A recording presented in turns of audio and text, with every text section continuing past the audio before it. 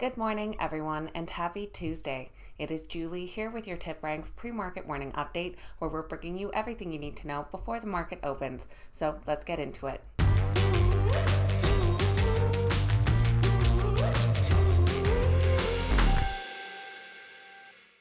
Alright guys, welcome back and thank you all so much for being here.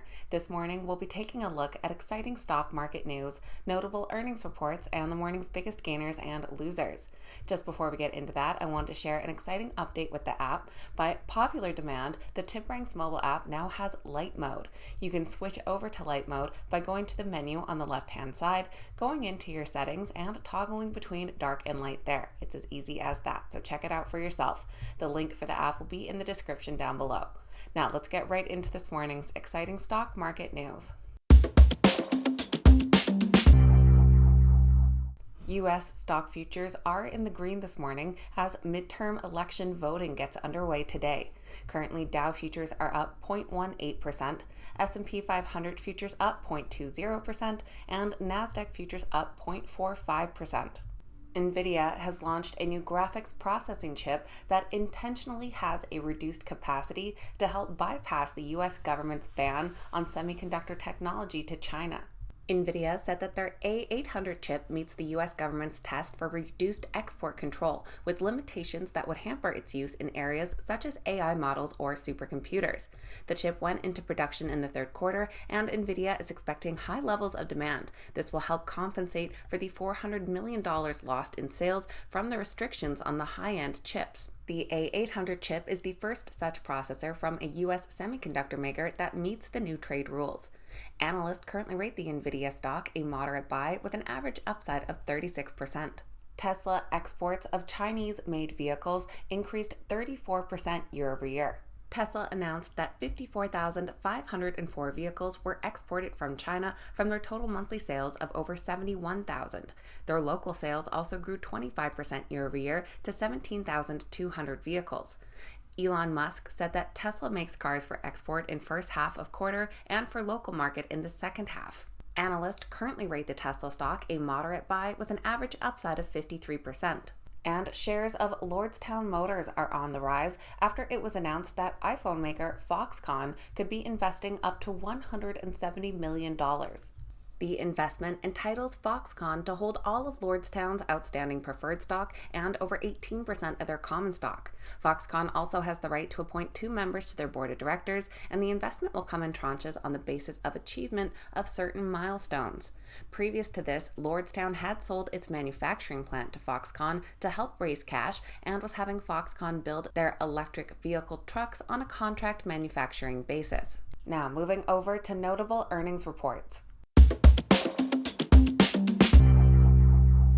In the pre-market this morning, we'll be hearing from Norwegian Cruise Line, Builders FirstSource, and Workhorse Group. And in the after hours today, we'll hear from AMC, Upstart, Affirm Holdings, Lucid, and Plug Power. Already in the pre-market this morning, we did hear from Lordstown Motors. They posted a much wider than expected loss on their earnings. They reported a Q3 loss per share of 73 cents, which was 45 cents wider than analyst expectations. Adjusted operating loss came in at $33.8 million, which was 33% lower than their operating loss in Q2. And at the end of the quarter, their cash and short-term investments on hand was $204 million. Analysts currently rate their stock a moderate sell with an average downside of 19%. We heard from SquareSpace, who did see year-over-year revenue growth, but did guide below the consensus for their fourth quarter revenue.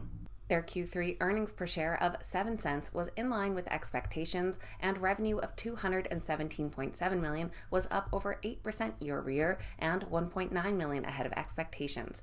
For their Q4 guidance, they're expecting revenue of $219 to $224 million, below the consensus of $225 million. Analysts currently rate their stock a moderate buy with an average upside of 42%.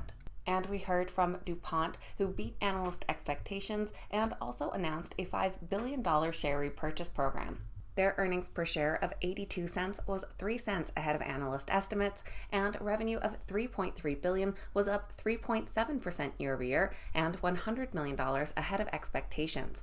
Analysts currently rate their stock a strong buy with an average upside over 12%.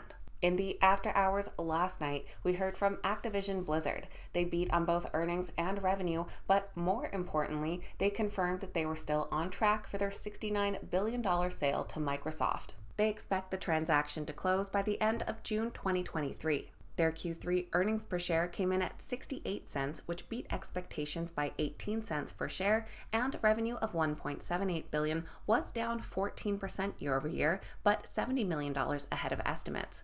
Analysts currently rate their stock a moderate buy with an average upside of 31%. We also heard from Lyft. Their shares are down 18% in the pre-market so far after investors were disappointed with mixed results. They reported revenue of $1.05 billion, which was up 22% year over year, but was shy of analyst estimates. They also posted adjusted EBITDA of $66 million. Now, this was slightly ahead of estimates, but a sharp drop compared to the $79 million in the last quarter. Analysts currently rate their stock a moderate buy with an average upside of 105%, though the most recent ratings do not reflect such a bullish outlook. And Take-Two Interactive is also falling, down 18% in the pre-market after the company cut their future outlook. They reported a wider than expected loss of $1.54. That was off estimates by 72 cents per share.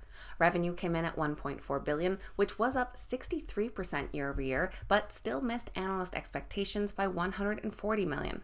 For fiscal 2023, they're expecting net bookings to be $5.4 to $5.5 billion, down from their previous forecast of $5.8 to $5.9 billion. Analysts currently rate their stock a moderate buy with an average upside of 49%. Now let's take a look at which stocks are the morning's biggest gainers and losers. Our biggest gainers this morning are led by SolarEdge Technologies following their Q3 earnings report. Trading under the ticker SEDG, the stock is up 12%. They're followed by Planet Fitness under PLNT, up 8.4%, and LG Display under LPL, up 6.2%. Our biggest losers this morning are led by R1 RCM following their Q3 report, which we can guess did not go as well. Trading under the ticker RCM, their stock is down 34.5%. They're followed by TripAdvisor under TRIP, down 21.6%, and Lumentum Holdings under LITE, down 17.5%. So that is going to be everything for Tuesday's pre-market morning update, getting you up to speed with what you need to know before that opening bell. If you made it to the end of today's video, don't forget to hit that thumbs up button and say good morning in the comments down below. I always love hearing from you guys.